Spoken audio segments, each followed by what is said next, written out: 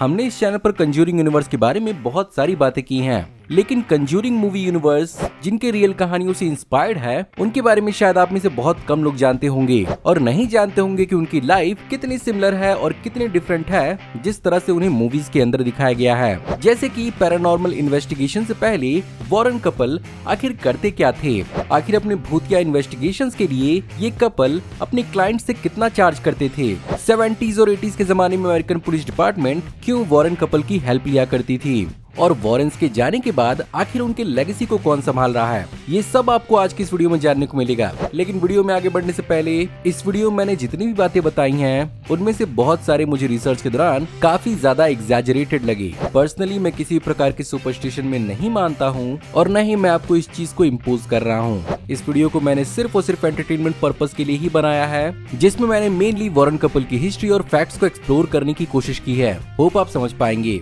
तो फिर देर किस बात की। हे गाइस, मेरा नाम है पंकज सागर और आपको स्वागत है गेमों को हिंदी के एक और फ्रेश वीडियो में। Now without wasting any more time, let's get started. अगर आप नहीं जानते तो मैं आपको बता दूं कि जिस कंज्यूरिंग यूनिवर्स को आप एंजॉय करते आए हैं वो एक्चुअली रियल लाइफ केसेस पर बेस्ड था। हस्बैंड और वाइफ एड वॉरेन और लॉरेन वॉरेन के पैरानॉर्मल इन्वेस्टिगेशन के केसेस पर, जहां पर इन दोनों कपल्स ने अप्रोक्सीमेटली 10,000 पैरानॉर्मल केसेस को इन्वेस्टिगेट किया था और उन्हीं में से सबसे पॉपुलर केसेस पर कंज्यूरिंग मूवीज बनती हैं। एड वॉरेन का देहांत जहां पर साल 2006 में हुआ था, वहीं उनकी वाइफ लॉरेन वॉरेन का देहांत साल 2019 में हुआ था। खैर, अगर बात करें इनकी पर्सनल लाइफ में पैरानॉर्मल एक्टिविटीज की तो ये काफी पहले से शुरू हो चुका था, जहां पर एड वॉरेन अपेरेंटली बचपन में ही 5 साल की उम्र से इस तरह की पैरानॉर्मल एक्टिविटीज को एक्सपीरियंस करते आए थे, जहां पर वो ऐसे घर में पले बड़े थे जिसमें उनके फैमिली की डिसीज्ड लैंडलेडी की घोस्ट उन्हें बार बार दिखाई देती थी। साथ ही साथ वो कई ऐसे डेड रिश्तेदारों का सपना देखते थे जिनसे वो कभी मिले भी नहीं थे। वहीं पर अगर बात करें लॉरेन वॉरेन की तो उन्हें भी अनयूजुअल एक्सपीरियंसेस हुए थे, जहां पर अपेरेंटली उनके हिसाब से उनके पास एक स्पेशल एबिलिटी थी और वो बेसिकली फ्यूचर को देख सकती थीं, जहां पर वो अपने बचपन में arbor day all girls private school में पढ़ती थीं और वहां पर उनकी क्लासमेट ने एक छोटा सा पौधा लगाया था, लेकिन लॉरेन की नजर में वो कुछ ही देर में एक बहुत बड़ा पेड़ बन गया और इसके बारे में जब उन्होंने अपने स्कूल नन को बताया तो वो काफी हैरान हुई थी। खैर, अगर एड वॉरेन और लॉरेन वॉरेन के मिलने की बात की जाए तो इन दोनों ने 16 साल की उम्र में डेट करना शुरू किया था, जहां पर इनकी मुलाकात मूवी थिएटर में हुई थी, जहां पर एड वॉरेन अशर का काम करते थे। जिसके तुरंत बाद 1944 में Ed Warren Second World War में अमेरिकन नेवी में सर्व करने चले गए। बीच में उनकी शिप जब अचानक से नॉर्थ अटलांटिक में डूबने लगी तब उन्हें टेम्पररी लीव दिया गया, जिससे में उन्होंने लॉरेन के साथ शादी कर ली और 1944 से लेकर साल 2006 तक ये कपल एक साथ था, जब तक एड वॉरेन की डेथ हो गई। अब दोनों ही भूतिया चीजों के साथ डील तो करते थे, लेकिन प्रोफेशनली दोनों अपने आप को अलग बताते थे, जहां पर एड खुद को डीमोनोलॉजिस्ट के रूप में प्रेजेंट करते थे और वो अलग अलग प्रकार के गैजेट्स और टेक्निक्स का इस्तेमाल करते थे और वहीं पर उनकी वाइफ खुद को क्लेयरवॉयंट बताती थी, जिसका मतलब है कि ऐसा इंसान जो पैरानॉर्मल चीजों और बीइंग्स को महसूस कर पाता हो, बिल्कुल एक साइकिक की तरह। अब वर्ल्ड वॉर 2 खत्म होने के बाद एड और लॉरेन वॉरेन ने अपनी नई जिंदगी की शुरुआत की, बट वो जिंदगी नहीं जो हम सब जानते हैं। एक्चुअली एड और लॉरेन वॉरेन काफी अच्छे खासे लैंडस्केप पेंटर्स थे और दोनों का इनिशियल पैशन पेंटिंग ही था, जहां पर नॉर्मल पेंटिंग तो हर कोई बनाता था, लेकिन ये कपल कुछ ज्यादा ही फैसिनेटेड था हॉन्टेड मैंशन और हॉन्टेड लोकेशंस को पेंट करने में, जहां पर इस तरह के प्रोफेशन को उन्होंने 5 साल तक कंटिन्यू रखा था और वो अमेरिका के अलग अलग हॉन्टेड लोकेशंस पर जाते थे अपनी पेंटिंग को बनाने। यहीं से उन्हें अपने दूसरे करियर यानी पैरानॉर्मल इन्वेस्टिगेशन का इंस्पिरेशन मिला और उनकी लाइफ एक अलग ही ट्रैक पर चलने लगी।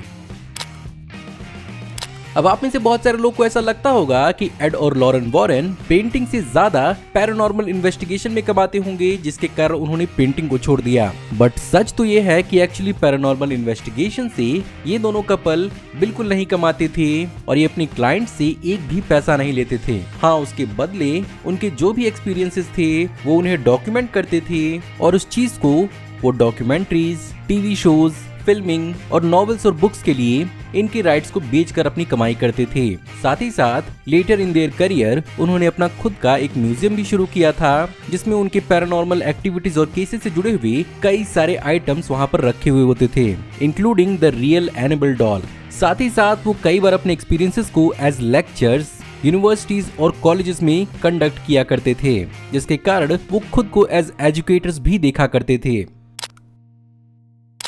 लेकिन इसका मतलब ये नहीं है कि उनकी एबिलिटीज को कभी टेस्ट नहीं किया गया, और ऑब्वियस स्केप्टिसिज्म के चलते यहाँ पर डॉक्टर थेल्मा मॉस ने इन दोनों कपल्स पर रिसर्च किया, जहाँ पर हाई वोल्टेज इलेक्ट्रिसिटी का इस्तेमाल करके यूज होने वाली image capturing technique Kirlian photography से डॉक्टर थेल्मा मॉस इस नतीजे पर पहुंची कि एक्चुअली लॉरेन वॉरेन की साइकिक एबिलिटीज काफी ज्यादा स्ट्रॉन्ग हैं। अब ये टेक्निक पूरी तरह से साइंटिफिक था कि नहीं, इस बारे में मैं श्योर नहीं हूँ।